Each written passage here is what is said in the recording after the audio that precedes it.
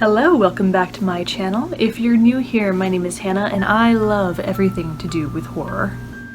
Fear Street, 1994, the first of 3 parts, is a fun lesbian horror, and it's a delicious and bloody throwback to the 90s.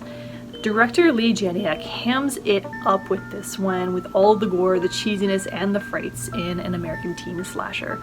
Seriously, what a fun film, wonderfully reminiscent of The Goonies, so if you liked that, along with Stranger Things and of course the typical slasher, you're probably going to like this one quite a bit. So, people in Shadyside, the town in the film, are regularly snapping and going on murder sprees, pretty brutal ones. So much so that the town gets a reputation and a nickname as the murder capital. There are, therefore, some pretty epic ways to kill here. And the protagonists sometimes have really intelligent plans of action, which is not something you might see very often in a horror film, so I definitely appreciated that. And I'm talking specifically about the bathroom one in particular. That was pretty epic. So this one is actually based off of R.L. Stine's book series of the same name, Fear Street. There are quite a few of them I saw on Wikipedia. And they are reminiscent of Goosebumps in a way. Of course, along with their characters, they are comparatively more mature, but it still has a lot of the same cheese. It embraces this, and it makes for a really hilarious take.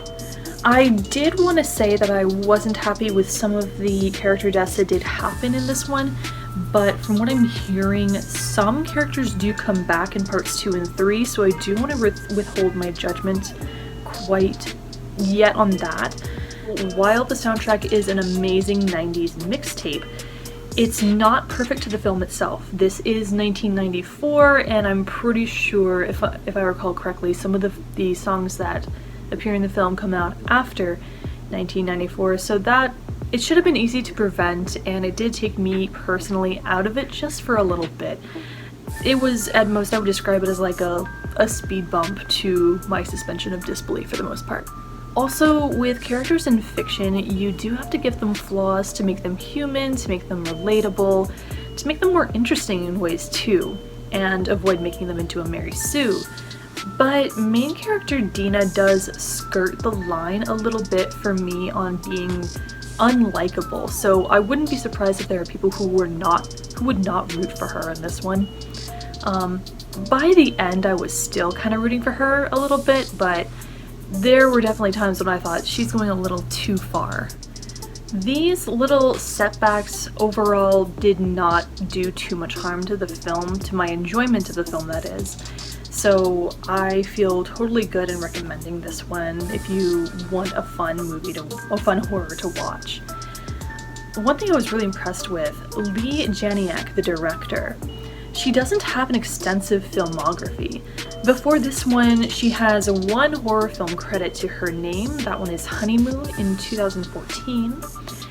And directing credits for a couple of episodes from the TV shows Scream and Outcast. So I would not really have thought she had as few credits, or if I were to be frank, that is to say, I didn't think she was as inexperienced as she was.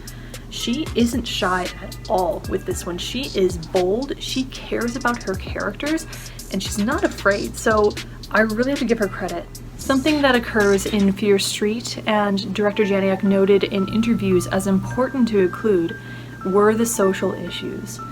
Specifically, the homophobia, of course, the sexism, and police brutality.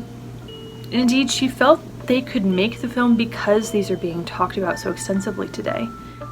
Notably, some of the characters who tend to get killed off as tropes in other horror films are allowed to be heroes in this one, and it's honestly a really refreshing take. On top of that, the protagonists are pretty clever as well.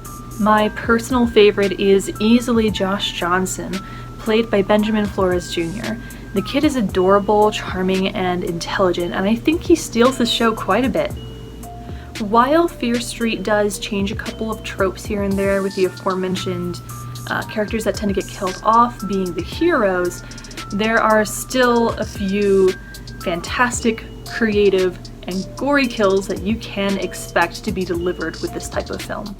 Slasher films are a great way to explore making character deaths wacky, extreme, and twisted.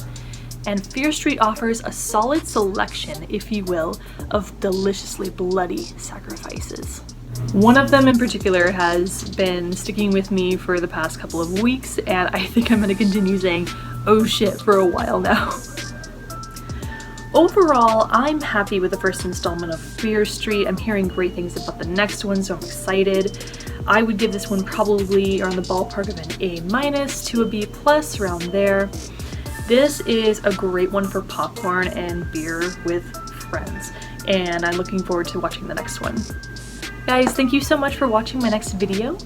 Next week I'm planning to cover a horror novella, my first one on this channel, so be tuned for that. Again, thank you, and I'll see you next time.